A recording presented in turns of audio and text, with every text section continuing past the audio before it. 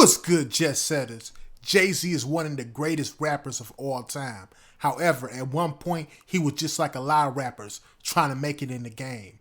In this clip right here, Jay-Z talks about the iconic moment that changed his career forever when P. Diddy decided to give Jay-Z Biggie's beats. Here's what Jay-Z had to say. What happened was I was going in the house. I was right in front of my house. And I got this phone call from him. He was like, come by the studio. And I'm like, man, I'm looking at the door and I'm like, I could just go in the house and be done with it. You know, but I'm one of them people that believe everything happens for a reason. Right. He called me. He's never called me to come to the studio before. Not ever in your life. So I pull away from my house. I head over to the studio. I get there. He's playing all these lush samples and all this 70s soul music, which relates straight to the movie because that's the backdrop for this album that I made is set against these soul samples, you know, these things that I've heard growing up. So he's playing all these records and they're amazing. And I'm like, what are you doing? So I'm putting the Hitman back together. You know, he got LV and Sean C, you know, his whole group.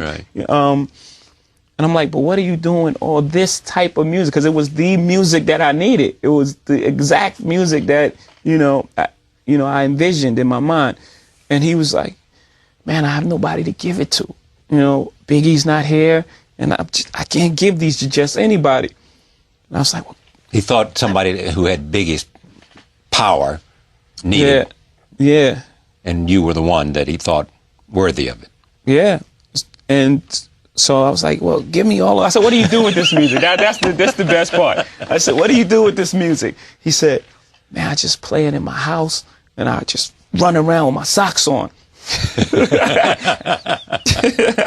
So you take it. So I took these tracks. It's like 30 of them, by the way. It's 30 of them. Then I just start picking apart the best ones and we just start working from there, you know?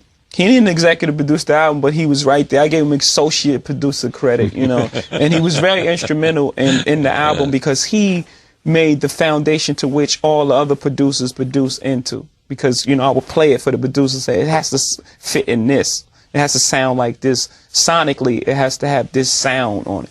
Now, Jay-Z was popping at this time, but I'm sure at this moment right here, Jay-Z knew his career would never be the same and he would take off to a whole nother level.